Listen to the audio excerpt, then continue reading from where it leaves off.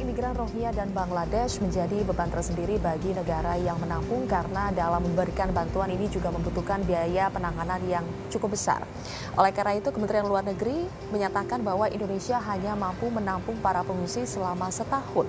Di sisi lain, Kementerian Luar Negeri tidak akan memberlakukan kebijakan turn back the boats atau mengusir kembali, memulangkan kembali imigran yang sudah terlanjur masuk ke perairan atau terdampar ke wilayah Indonesia. Namun realitanya ada pemerintah Kota Langsa di Aceh yang menolak kedatangan 433 pengungsi Rohingya dan Bangladesh dengan alasan sudah tidak ada lagi alokasi atau tempat yang cukup untuk menampung mereka. Namun sebelum membahasnya, saya akan memperkenalkan dulu narasumber yang sudah bergabung bersama saya di sini. Yang pertama adalah Prof. Alexius Jumadu, ini adalah pakar hubungan internasional. Selamat pagi Prof. Alex, apa kabar? Selamat pagi. Dan yang kedua ada Kiai Haji Abdul Ghafur, Pak Abdul, anggota Dewan Syuro PKB. Selamat pagi Pak Abdul. Dan yang ketiga adalah anggota Dewan kita, Ahmad Dimyati Natakusuma, anggota Komisi 1 DPR dari fraksi P3. Selamat pagi Pak Dimi, apa kabar? Waalaikumsalam. Dan pemirsa, sebelum kami membahasnya, kita simak dulu informasi berikut ini. Konflik yang berkepanjangan membuat kaum Rohingya meninggalkan Myanmar untuk mencari tempat tinggal yang lebih aman, meski harus berjuang terombang-ambing di lautan. Sebelum tiba di perairan Indonesia, kapal para imigran diusir dari perairan Malaysia dan Thailand yang menjadi tujuan kepergian mereka. Akhirnya, setelah berbulan-bulan terapung di lautan, ini adalah pertama kalinya para pengungsi Rohingya dan Bangladesh bisa melaksanakan ibadah sholat dengan tenang di darat. Mereka ini adalah kelompok yang berada di pusat penampungan Kuala Langsa, Aceh. Presiden Joko Widodo pun menjamin pemerintah Indonesia akan berupaya maksimal dalam menangani para pengungsi yang mencari bantuan ke Indonesia. Apalagi, kini sudah ada kesepakatan dengan Thailand dan Malaysia untuk bersedia menampung pengungsi. Kita menerima, Malaysia juga sama, Thailand juga sama, dan kemarin alhamdulillah juga Myanmar juga ingin menghambat agar tidak lagi banyak yang mengungsi keluar. Ini saya kira sebuah jalan keluar yang baik karena semua negara mau menerima. Namun di sisi lain, gelombang pengungsi Rohingya yang terdampar di perairan Indonesia dapat menimbulkan dampak baru bagi negara penampungnya. Karenanya, dunia internasional harus ikut membatasi masuknya imigran Rohingya ke Indonesia. Selain harus berkomunikasi dengan Myanmar, Indonesia juga harus aktif berkomunikasi dengan negara-negara di kawasan ASEAN serta PBB untuk menuntaskan masalah tersebut. Menteri Luar Negeri sudah pergi ke Myanmar, sudah bertemu dengan Menteri Luar Negeri Myanmar, dan Myanmar berjanji bahwa mereka tidak akan melakukan diskriminasi terhadap kaum Rohingya. Namun Panglima TNI Jenderal Muldoko menegaskan tidak akan membiarkan wilayah laut Indonesia dimasuki kapal-kapal pengungsi Rohingya. Meski bantuan kemanusiaan tetap akan diberikan kepada manusia kapal, Jenderal Muldoko tetap melarang mereka masuk, apalagi menepi di daratan Indonesia. Diusahakan tidak masuk ke wilayah kita, kan begitu. Karena begitu masuk ke wilayah kita akan memunculkan persoalan-persoalan sosial. Gitu. Kita sendiri mengelola masyarakat Indonesia sendiri aja masih tidak mudah. Itu actually urusannya Ibu Menteri Luar Negeri. Ya. Tugas Panglima adalah bagaimana menjaga wilayah itu agar tidak bisa semaksimal mungkin. Berdasarkan data ada berapa banyak Pak warga Rohingya yang bisa masuk ke sini? Cukup banyak. Kalau kita membuka akses nanti jadi ekspor. Indonesia dengan PBB akan terus melakukan pendataan guna memberikan hak-hak fungsi sesuai dengan kesepakatan dan aturan internasional. Pemirsa, pemerintah Indonesia memutuskan untuk mengambil kebijakan tidak akan memulangkan atau mengusir kapal-kapal imigran yang sudah terlanjur masuk ke perairan Indonesia atau memberlakukan kebijakan not turn back the boats. Nah, apakah kebijakan pemerintah itu adalah langkah yang tepat, Prof. Alex? Ya, saya pikir dengan dasar kemanusiaannya, langkah yang diambil pemerintah itu sudah tepat. Menunjukkan bahwa bangsa Indonesia ini bangsa yang punya hati nurani. Ya. Karena pilihan lainnya adalah membiarkan orang-orang itu terdampar di laut, mereka mati kelaparan, kehausan, sakit penyakit, banyak perempuan, ibu-ibu dan juga anak-anak saya pikir bangsa Indonesia tidak bisa mengabaikan. Jadi saya pikir apa yang diambil pemerintah sudah tepat. Tapi perumusan kebijakan pemerintah di sini harus memahami kompleksitas dari masalah ini. Ya, karena ada beberapa masalah di dalamnya. Ada isu kemanusiaan yang pertama tentu ya. Kemudian ada isu konflik etnis di Myanmar, ada persecution, ada penindasan terhadap suku Rohingya. Tapi ada juga economic migrants yang mencari kehidupan yang lebih baik, mencari pekerjaan yang lebih baik. Ada juga isu siapa yang tanggung sumber daya ini. Seandainya tadi pemerintah memutuskan 1 tahun kita ini, ya siapa yang akan menanggung itu. Kemudian nanti juga ada isu verifikasi, ya kategori-kategori mereka yang datang ini. Siapa yang memang bisa memenuhi syarat sebagai pengungsi atau siapa yang sekedar economic migrants mencari kehidupan yang lebih baik. Ya. Kemudian juga ada isu itu ya bisa menimbulkan kecemburuan dari orang-orang di daerah. Kalau misalnya nanti ada bantuan internasional, kelompok ini sangat diperhatikan. Nah ini semua harus diperhatikan oleh pemerintah. Dan yang lebih penting adalah pemerintah Indonesia harus menentukan dulu ini tujuannya apa. Indonesia memberikan bantuan kemanusiaan, tapi setelah itu juga harus diketahui langkah selanjutnya. Ya. Nah, dalam kerangka ASEAN, dan ASEAN didirikan untuk menyelesaikan masalah-masalah yang tidak bisa diselesaikan pada tingkat nasional atau tingkat lokal, diselesaikan pada tingkat regional. Nah, karena itu Myanmar harus diajak juga ikut terlibat, ya, karena akar masalahnya ada di sana. Nah, kita harus mendorong Myanmar untuk melakukan bagiannya, ya, untuk menyelesaikan konflik dan menghapus penindasan, diskriminasi terhadap suku Rohingya ini. Pak Dini sepakat kalau dari sisi kemanusiaan mungkin tindakannya sudah tepat, tapi kalau dari kita pertimbangkan lagi konsekuensinya itu banyak sekali seperti yang tadi sudah disebutkan oleh Prof. Alex. Anda menilainya seperti apa? Begini, itu kan migran irregular ya. Jadi sehingga kemungkinan terjadi negara-negara lain eksodus ke Indonesia. Jadi kalau kita lihat Panglima TNI menyampaikan seperti itu, terus Menteri Luar Negeri, kalau menurut saya ada plus minus begitu. Tapi kita lihat di Myanmar itu kondisi politik, politik yang terjadi di sana. Nah ini yang harus memang dipikirkan. Myanmar berpikiran bahwa Rohingya yang datang ke Indonesia itu dari Bangladesh. Gitu. Jadi persoalan asal-usul. Asal-usul. Tapi sebetulnya asal-usul kan semua juga asal-usul. Satu kan awalnya Nabi Tidak Adam. Semua penduduk dari negara itu berasal dari negara itu. Iya, bisa saja dari negara lain yang akhirnya kemudian jadi warga negara itu. Betul. Jadi kalau lihat asal-usul siapa yang duluan datang, siapa yang duluan lahir. Nah, maka oleh sebab itu dari sisi kemanusiaan Indonesia harus menampung dan memang kita bersaudara. Kalau lihat tidak bisa dibeda-bedakan. Dilihat dari konsekuensi yang harus kita tanggung. Misalnya yang paling yang sudah terjadi adalah pemerintah dari Kota Langsa menyatakan kita sudah tidak ada lagi nih tempat penampungan. Kemudian nanti bagaimana biaya yang dikeluarkan untuk memberikan makan ribuan pengungsi itu kan sangat banyak. Kalau Anda melihatnya apakah memang itu harus menjadi tanggung jawab atau beban dari pemerintah Indonesia?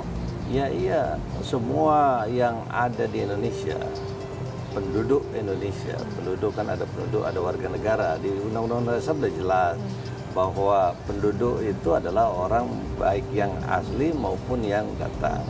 Itu penduduk yang harus diperhatikan oleh negara di mana state itu berdiri. Jadi semua itu harus dilindungi, tidak bisa dibiarkan. Indonesia kaya raya, kenapa mesti takut? Tetapi kalau tadi disebutkan oleh Prof. Alex, ini bisa saja menimbulkan kecemburuan sosial dari masyarakat lokalnya sendiri. Karena bukan berarti masyarakat lokal yang di situ hidupnya sudah sejahtera ya Prof ya. Kalau Pak Dini melihatnya seperti apa? Ya memang harus ada penampungan, tapi tidak eksklusif begitu ya. Ini harus inklusif, harus semua sama. Maka oleh sebab itu harus ditampung, ada penampungan. Indonesia ini kan luas. Jadi tetap harus ditampung ya, Indonesia luas. Meskipun konsekuensi atau biaya yang harus kita keluarkan besar untuk itu. Oleh sebab itu harus ada komunikasi dijalin negara asal dan negara penampungnya itu Indonesia. Nanti kita harus akan dibangun itu. Bahas lebih jauh Pak Dini soal komunikasi seperti apa yang harus dibangun Indonesia dengan negara lain. Saya mau tanya dulu ke Pak Abdul. Pak Abdul, kalau melihat masalah dari etnik Rohingya ini, kalau menurut Anda ini lebih ke masalah memang persoalan agama atau persoalan asal-usul atau bagaimana? Ya, terima kasih. Saya melihat dari sisi sejarah memang asal-usul. Ya. Tetapi saat ini yang harus kita bicarakan adalah masalah kemanusiaan, bukan saja masalah keagamaan. Oke. Kenapa? Karena kita sebagai rakyat Indonesia yang mempunyai falsafah Pancasila, pada sila yang kedua ada kemanusiaan yang adil dan beradab. Nah, maka secara otomatis dengan falsafah ini kita harus jadikan suatu dasar di mana kita tidak boleh membiarkan penduduk yang oleh Pak Dim bilang bahwa di Indonesia ini ada warga dan ada penduduk. Penduduk ini di dalam kajian Islam itu dikatakan orang-orang muhajirin bisa saja. Nah, orang-orang muhajirin ini seperti pernah terjadi di zaman Rasulullah. Ada muhajirin, ada ansor. Ada muhajirin, ada ansor. Nah, sekarang kita ingin buktikan juga Indonesia dengan kaya kaya pulau, kaya nama-nama, julukan. Oke. Ya, Aceh ini dijulukan dengan kota Serambi Mekah. Serambi Mekah. Ya harus dibuktikan antara nama dengan perbuatan. Baik. Alhamdulillah. Baik, Indonesia sudah membuktikannya secara kemanusiaan akhirnya ditampung. Tetapi kalau kita lihat ini, apakah dengan keputusan pemerintah itu akan membuka peluang, misalnya kepada imigran-imigran gelap lainnya yang bukan karena masalah ditelantarkan agamanya, negaranya, tetapi karena masalah seperti tadi Prof bilang, ada economic migrant issue di sini. Nah, bagaimana nanti kita bisa mengantisipasi celah-celah nanti akan semakin banyak imigran gelap yang masuk ke Indonesia apabila sudah dibuka peluangnya seperti ini. Nanti kami akan bahas lagi pemirsa, tetaplah bersama kami di Bincang Pagi.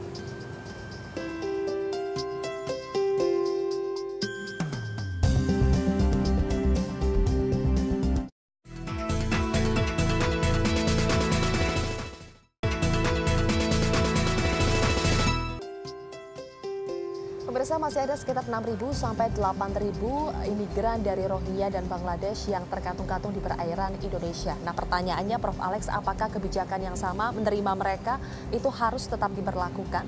Dan apakah ini tidak akan membuka celah misalnya bagi lebih banyak lagi agen penyeludup atau imigran itu sendiri agar lebih banyak lagi yang masuk ke Indonesia? Ya, itulah dilema yang kita hadapi. Jadi polisi kita beri bantuan kemanusiaan, tapi saya kira jangan sampai memberi kesan atau mengirim pesan kepada calon-calon pendatang itu, silakan aja datang ke Indonesia, kami siap menampung. Nah, ini kan jadi persoalan juga untuk kita ke depannya. Karena itu saya pikir di samping kita beri bantuan kemanusiaan, secara simultan juga kita harus melakukan tindakan di tingkat ASEAN. Bagaimana supaya mencegah di daerah asalnya itu supaya mereka tidak langsung datang atau tidak langsung menarikan diri dari negaranya.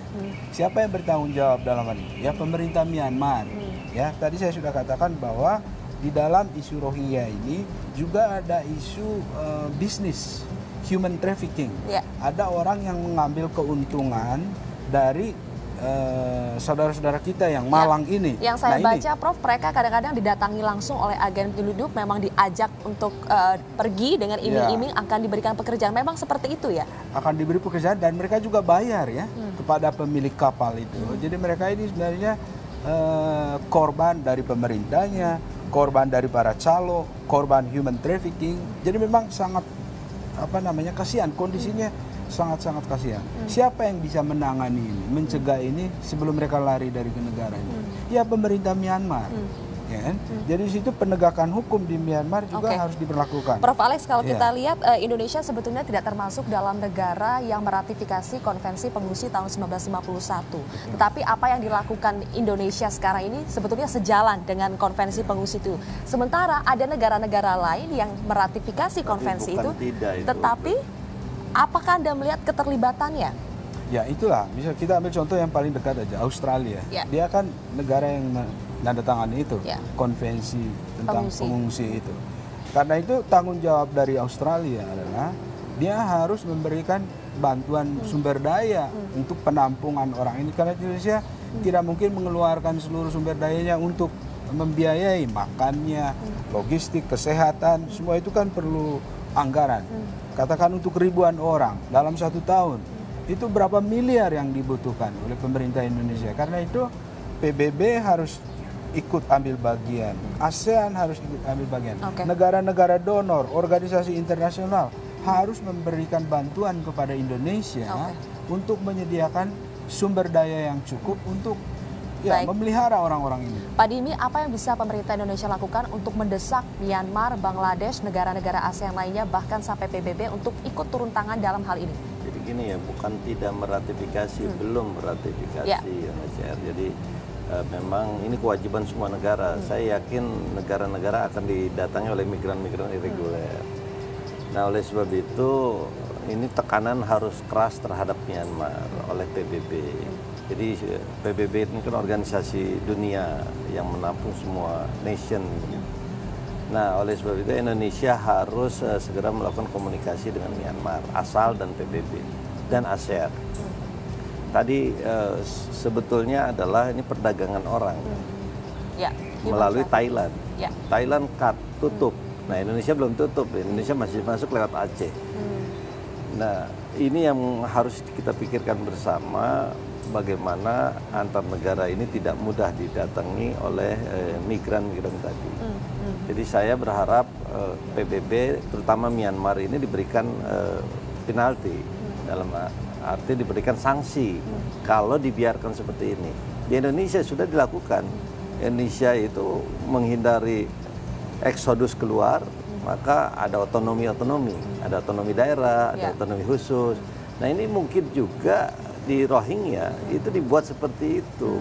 Kasih advice kepada Myanmar bahwa Indonesia pun terdiri beberapa suku, ras, dan agama.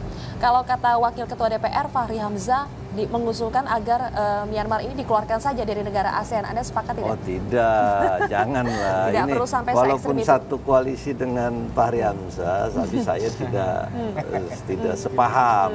Saya malah ingin negara-negara lain masuk dalam ASEAN supaya apa? Supaya makin pengkayaan, makin banyak saudara kan makin bagus, makin banyak lawan, makin banyak yang tidak bersama, itu makin jelek. Maka KMP-KIH pun kalau bisa bersatu kan begitu. Oke, baik. Ada ini Pak, di kalangan ASEAN itu ada satu istilah yang sering dipakai.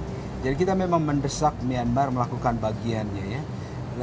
Istilah yang dipakai itu oleh Menlo juga dipakai, yaitu constructive engagement. Ya, itu untuk mendesak Myanmar supaya tanggung jawab moralnya itu betul-betul dia lakukan. Baik. Tapi kalau saya lihat sih memang ini harus diberikan sanksi keras. Nanti kita akan sambung lagi, kita harus jeda terlebih dahulu. Nanti saya juga akan tanya ke Pak Abdul. Ini kan Menlu sudah mengatakan bahwa Indonesia hanya bisa menampung selama 1 tahun.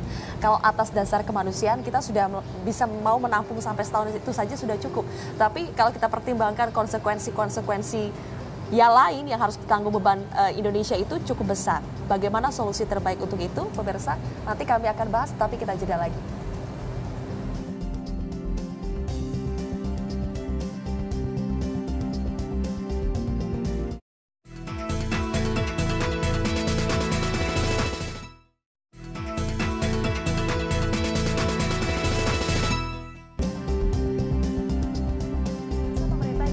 Melalui Kementerian Luar Negeri sudah menyatakan hanya mampu menampung pengungsi Rohingya dan Bangladesh ini selama 1 tahun. Nah, bagaimana caranya Pak Abdul supaya meskipun pemerintah Indonesia berbaik hati, tetapi kebijakan-kebijakan yang dikeluarkan ini tetap terukur, tetap bijak, sehingga tidak seperti seolah-olah kita mengendorse human trafficking, seolah-olah seperti mengundang lebih banyak lagi imigran yang datang ke Indonesia.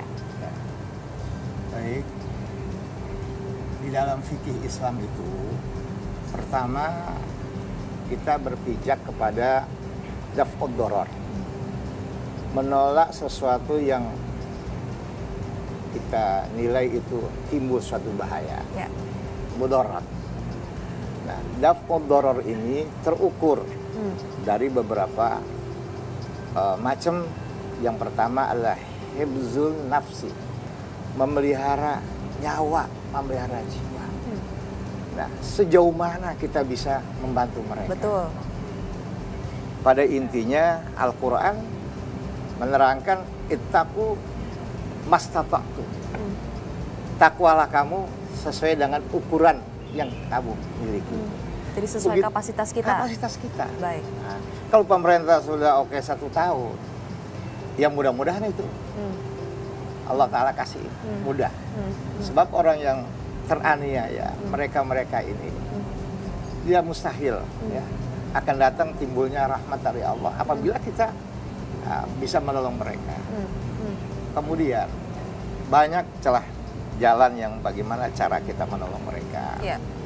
Ya barangkali dengan di samping doa kita isi mental mereka, kemudian kita penuhi kebutuhan mereka. Tapi yang pada pokoknya ini mental juga harus dibangun. Lalu Pak Abdul, bagaimana cara menghindari konflik sosial yang mungkin terjadi? Misalnya konflik antara pengungsi Rohingya dengan pengungsi dari Bangladesh, kemudian antara pengungsi dengan warga lokal.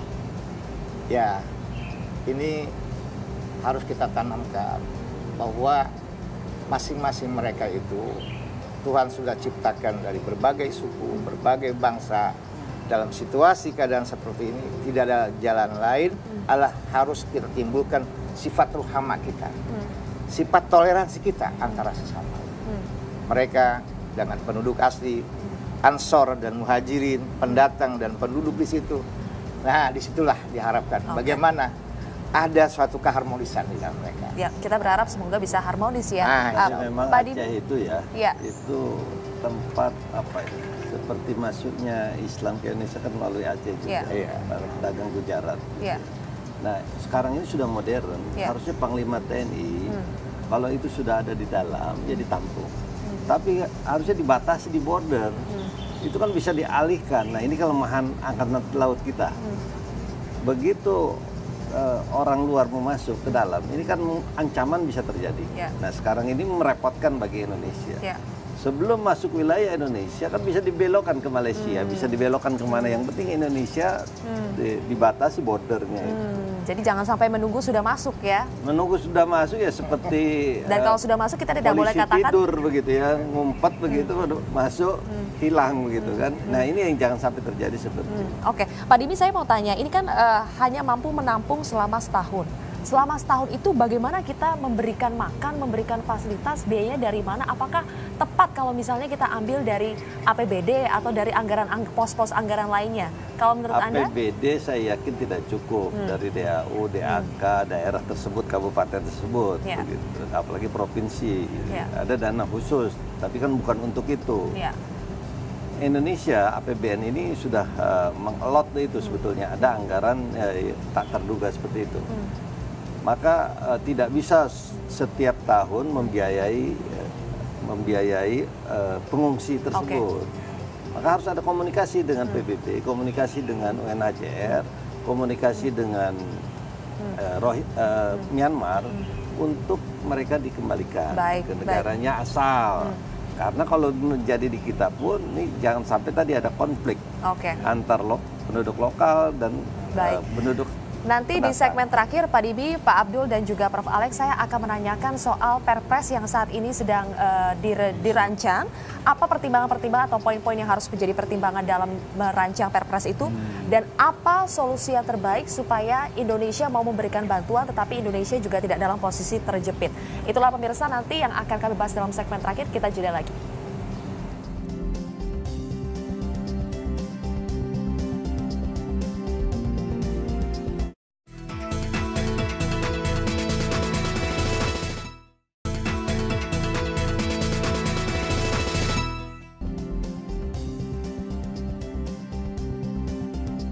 Pemerintah saat ini sedang menyiapkan Perpres Peraturan Presiden untuk mengatur masalah alokasi anggaran, tempat tinggal, dan juga repatriasi. Apa yang harus diperhatikan dalam menyusun Perpres itu? Dan terakhir, win-win solution untuk masalah ini seperti apa? Dari Prof. Alex dulu. Ya, saya pikir pertama pemerintah harus memahami kompleksitas dari masalah ini, begitu banyak dimensi yang ada di dalamnya.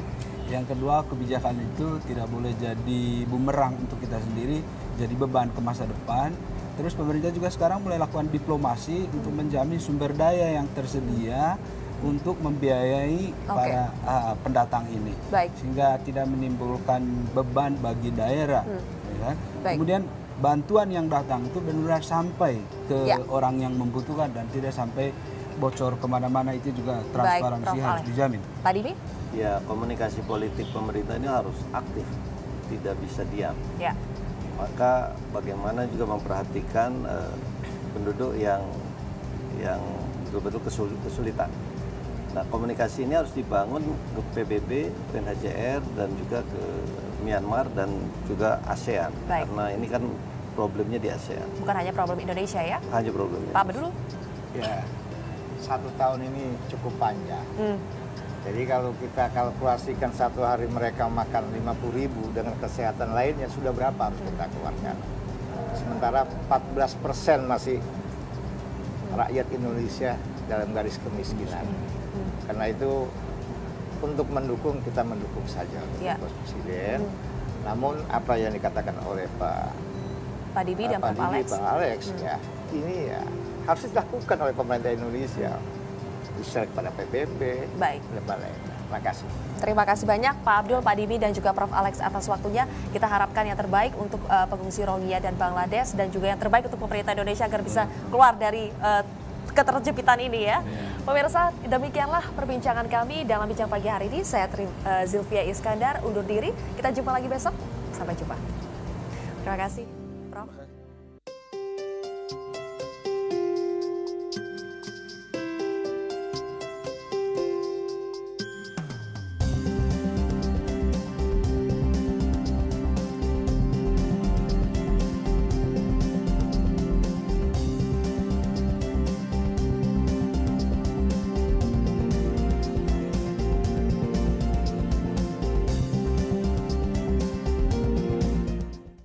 Munculkan persoalan-persoalan sosial gitu.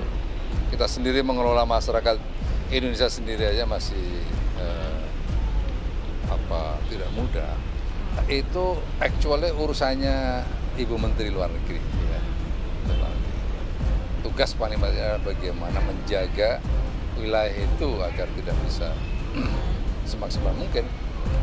Berdasarkan data ada berapa banyak Pak warga Rohingya yang berusaha masuk ke sini? Cukup banyak. Kalau kita membuka akses nanti jadi ekspor. Indonesia dengan PBB akan terus melakukan pendataan guna memberikan hak-hak fungsi sesuai dengan kesepakatan dan aturan internasional.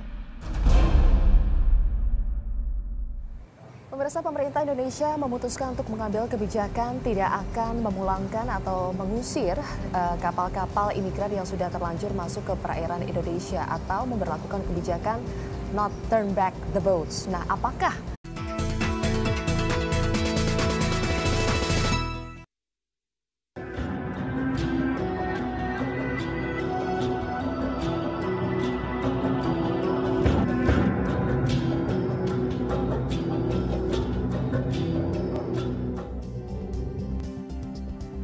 gelombang imigran Rohingya dan Bangladesh menjadi beban tersendiri bagi negara yang menampung karena dalam memberikan bantuan ini juga membutuhkan biaya penanganan yang cukup besar. Oleh karena itu, Kementerian Luar Negeri menyatakan bahwa Indonesia hanya mampu menampung para pengungsi selama setahun. Di sisi lain, Kementerian Luar Negeri tidak akan memberlakukan kebijakan turn back the boats atau mengusir kembali, memulangkan kembali imigran yang sudah terlanjur masuk ke perairan atau terdampar ke wilayah Indonesia. Namun realitanya ada pemerintah Kota Langsa di Aceh yang menolak kedatangan 433 pengungsi Rohingya dan Bangladesh dengan alasan sudah tidak ada lagi.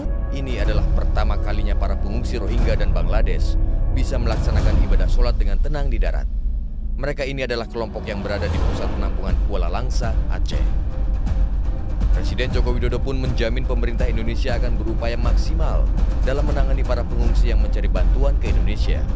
Apalagi, kini sudah ada kesepakatan dengan Thailand dan Malaysia untuk bersedia menampung pengungsi. Kita menerima, Malaysia juga sama, Thailand juga sama, dan kemarin alhamdulillah juga Myanmar juga ingin menghambat agar tidak lagi banyak yang mengungsi keluar.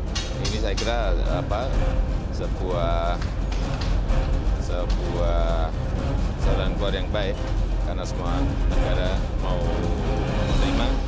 Namun di sisi lain, alokasi atau tempat yang cukup untuk menampung mereka. Namun sebelum membahasnya, saya akan memperkenalkan dulu narasumber yang sudah bergabung bersama saya di sini. Yang pertama adalah Prof. Alexius Jumadu, ini adalah pakar hubungan internasional. Selamat pagi, Prof. Alex, apa kabar? Selamat pagi. Dan yang kedua ada Kiai Haji Abdul Ghafur, Pak Abdul, anggota Dewan Syuro PKB. Selamat pagi, Pak Abdul. Dan yang ketiga adalah anggota Dewan kita, Ahmad Dimyati Natakusuma, anggota Komisi 1 DPR dari fraksi P3. Selamat pagi, Pak Dimi, apa kabar? Waalaikumsalam. Dan pemirsa, sebelum kami membahasnya, kita simak dulu informasi berikut ini. Konflik yang berkepanjangan membuat kaum Rohingya meninggalkan Myanmar untuk mencari tempat tinggal yang lebih aman, meski harus berjuang terombang-ambing di lautan.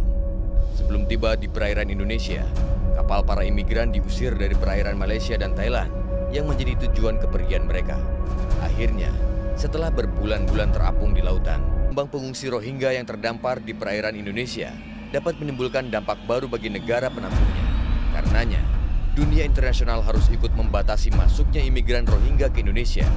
Selain harus berkomunikasi dengan Myanmar, Indonesia juga harus aktif berkomunikasi dengan negara-negara di kawasan ASEAN serta PBB untuk menuntaskan masalah tersebut.